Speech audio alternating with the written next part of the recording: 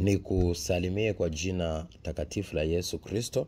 Leo nataka nikwambie, umeitwa je kuwa nabii? Umeitwa kuwa mtume? Umeitwa kuwa mwalimu? Umeitwa kuwa nani kwenye maisha hapa duniani? Gundua na fahamu haya. Wito wa Mungu umejikita kwenye ofisi 5. Ukisoma kitabu cha Waefeso 4:11 katika utumishi wa Mungu, hususan kusimama madhabahuni. Kumbuka kuna utumishi ambao si wa kusimama madhabahuni na kusimama madhabahuni.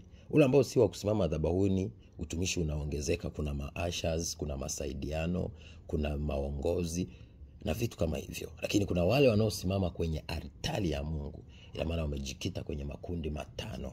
Sasa utagundua wewe umeitwa kama nani hapa duniani. Unapokuwa umeitwa kama mtume, lazima Mungu mwenyewe atazungumza na wewe. Anaweza kuzungumza na wewe kwa sauti, kwa ndoto, kwa maono, kwa sauti ya moja kwa moja, kupitia kitu au mtu. Lakini pia anaweza kujidhihirisha wazi kwa umbo. Sasa ukiona ishara hiyo, ina maana Mungu huenda anakuita kuwa nabii na anakuita kuwa mtume. Asilimia kubwa Yesu mwenyewe anawaita wale watu. Kwa nini? Anawapa mamlaka. Lakini cha pili, anakupa uwezo wa kujenga madhabahu. Kwa nini?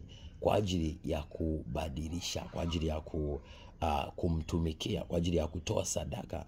Tunamwona Ibrahimu alijenga madhabahu, tunaona Yakobo alijenga madhabahu, tunaona watumishi wengi walijenga madhabahu ya Mungu. Yote kwa yote ni nini?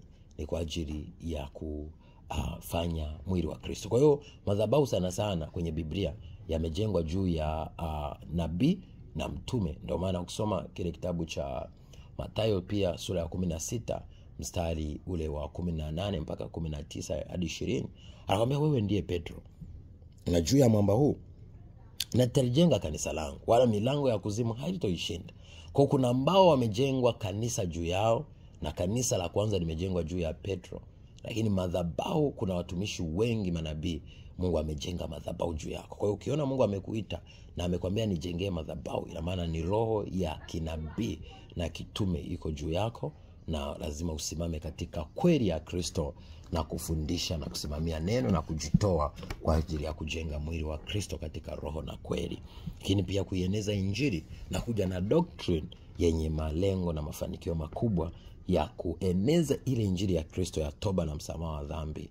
Lakini ishara, miujiza, maajabu, uponyaji vikiwa vinaendelea kutokea kama kawaida kwenye maisha ya wanadamu. Mimi naitwa Apostle Johannes John. Usijidharau, usijione ufai. Kumbuka Mungu ametuita tofauti, na kila mtu Mungu amempa neema na kalama yake. Kwa hiyo tusiogope kila ambacho Mungu ameweka ndani yetu. Mungu atavuta watu wa namna hiyo hiyo ili tuweze kuwahudumia.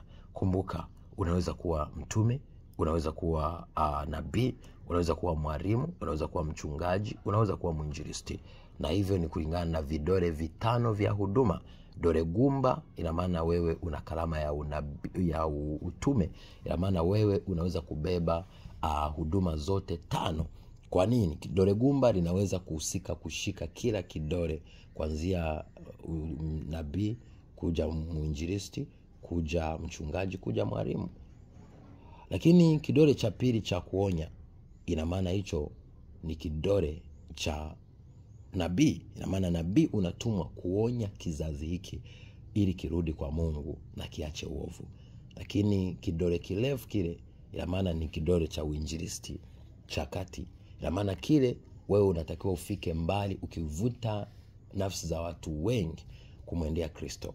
Na wewe unaweza usijenge kanisa, lakini uwe na makongamano na mikutano mingi, ukizunguka sehemu nyingi kitaifa na kimataifa, ukiwavuta watu kuokoka na kumrudia Kristo.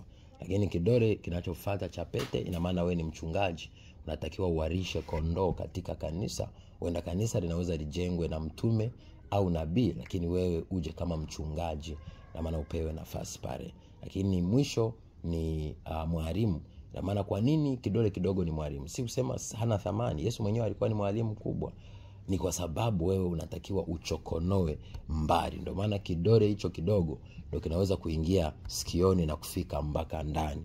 Lakini hivi vidole vingine vyote vinaweza kuishia hapa kwa juu, lakini kile kidogo ina maana kinafika mbali. Kama mwalimu lazima uichambue vizuri Biblia, uweze kuichokonoa, uweze kujua mafunuo kwenye Biblia, ili uweze kuwaongoza watu wengi kutafuna neno sahihi la Mungu na kujitenga na mafundisho ya uongo au ya baramu ambayo yanaharibu kanisa la sasa.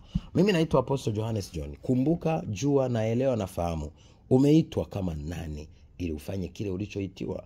Ukifanya kile ambacho hujaitiwa, moja kwa moja neema ile ambayo Mungu ameiandaa juu ya kitu fulani haitoweza kugusa juu ya kile kitu. Ndio maana wapo watumishi wengi sana, kwa sababu ya tamaa ya watu wengine, wao wameacha kusudi lao, wameanza kufuatilia maisha ya watu wengine, hadi wamefanya vitu ambavyo Mungu hajawaitia, na mwisho wa mwisho wamekuja kufanya chini ya ubora au kuvuta mashambulizi mengi. Kuna watumishi leo wanashambuliwa sana, wameharibiwa sana, si kwa sababu wangeharibiwa, ila walifanya kitu ambacho Mungu hajawaitia, na mwisho wa mwisho hawakuwa na ulinzi wa kimungu. Naitwa Apostle Johannes. Nawapenda sana. God bless you. Be a shining star in Jesus' mighty name. Amen. Shalom.